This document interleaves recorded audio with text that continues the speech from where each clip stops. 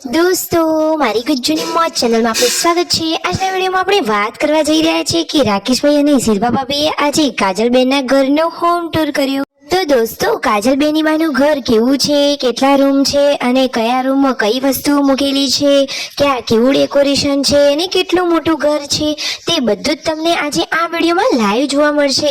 રસોડામાં કઈ સામગ્રી ક્યાં છે અને કઈ વસ્તુ કઈ રીતે ગોઠવેલી છે, બધી જ માહિતી મળશે તમને મારા આ વિડીયોમાં। મારી ચેનલ ઉપર નવા હોય તો ચેનલને ફટાફટ લાઈક શેર એન્ડ સબસ્ક્રાઇબ કરી દો।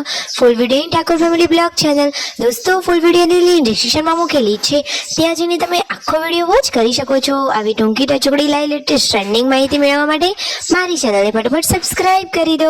તો દોસ્તો, ચાલો હવે વધારે રાહ ન જોડાવતા આપણે વિડીયોની શરૂઆત કરી દઈએ છીએ। તમે વિડીયોમાં લાઈવ જુઓ કે આ રહ્યો કે કાજલબેનનો રૂમ કે જેમાં શિલ્પા ભાભી આજે સરસ મજાની ચાદર બનાવીને ગોઠવી દીધી છે। આ તેમનો બહારનો રૂમ છે। આટલો મોટો રૂમ જેને આપણે ઓસરી કહીએ છીએ, જેને ગુજરાતીમાં ઘણા લોકો મોડી પણ કહે છે। આ રહ્યો એવડો મોટો રૂમ અને પછી આ આવી ગયો કાજલબેની બાનો રૂમ। દોસ્તો જુઓ, સામે જે બધી ટ્રોફીઓ પડી છે, બધી જ ટ્રોફીઓ કરણજીની જીતની હાસિલ છે। તેમને આ બધી જ ટ્રોફીઓ મળેલી છે। જુઓ તો ખરા દોસ્તો, ઘરમાં કેટલી ચોખ્ખાઈ અને સરસ રીતેની ગોઠવણ કરેલી બધી જ વસ્તુઓ છે। અને આ રહ્યો એ બેડ કે જેની આ બેડશીટ આજે શિલ્પા ભાભીએ બનાવી, સરસ મજાના તેમણે ઓશિકાના કવર પણ બનાવી દીધા। અને આ રહ્યો બાજુનો એક સ્ટોર રૂમ, જેમાં તેમનું બધું કબાટોનું ફર્નિચર કરેલું છે।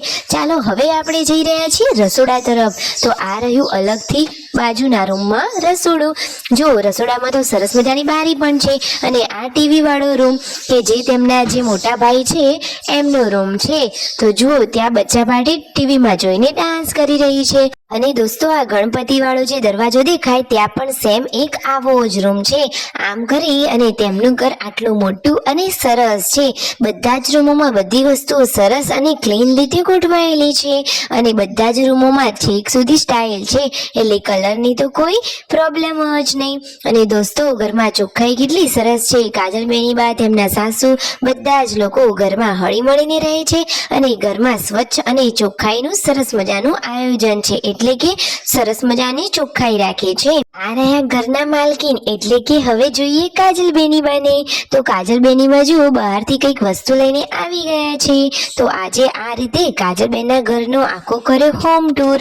તમને એમના ઘરનો આ હોમ ટૂર કેવો લાગ્યો? યશુ તો જુઓ આ બાજુ થોડુંક લખવા માટે બેસી ગઈ છે। તે તો ભણવાની બહુ જ શોખીન છે। જુઓ તો ખરા, અત્યારથી જ લખવાની આટલી બધી પ્રેક્ટિસ। અને આ બચ્ચા પાર્ટી માટે આજે કઈ નવી વસ્તુ આવી? તો જુઓ, કાજલબેની બા અને શિલ્પા ભાભી રસોડામાં રસોઈની તૈયારી કરી રહ્યા છે।